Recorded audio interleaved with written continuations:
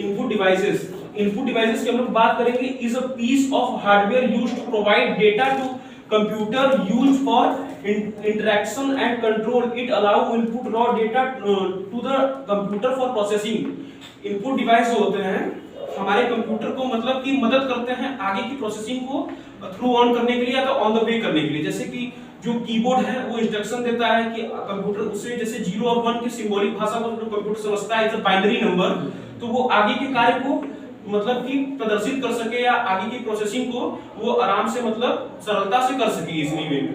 तो जो input device होते हैं वो कंप्यूटर की एक सहायक यूनिट होते हैं, मतलब as supplementary to perform processing of computers.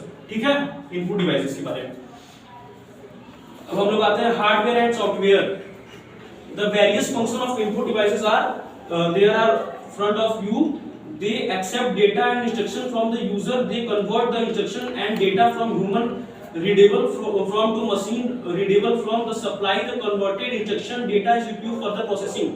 वही बात है कि जो हम लोग इसमें डेटा इनपुट करते हैं, जो भी हम लोग इसमें डेटा को इनपुट करते हैं या इसमें हम लोग जो भी इंस्ट्रक्शन देते हैं कंप्यूटर को कमांड करते हैं, वो हमें वही डेटा को मतलब हमारे सामने प्रदर्शित करता है front of you CPU further processing. मतलब कि सीपीयू के जो अलग इंस्ट्रक्शन उसे प्रोसेसिंग के लिए जो भी हम लोग उसे दिशा निर्देश देते हैं वो हमारे समक्ष प्रदर्शित करता है।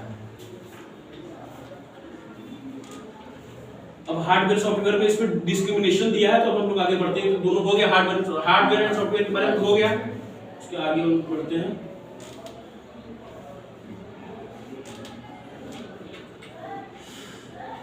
Hardware and software, the various function of output devices are: it accept the result produced by the computer which in the coded from the machine readable form, the convert these coded result into human readable form, it supplies the converted result to the user।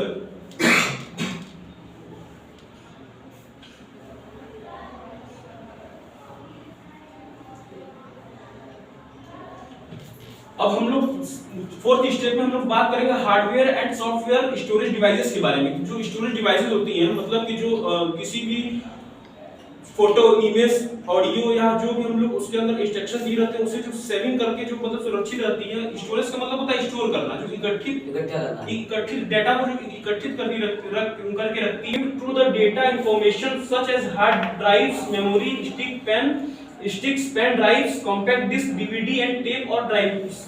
मतलब कि जो भी हम लोग hardware use करते हैं from storage device, मतलब कि ये रैम रोम की बात नहीं हो रही है।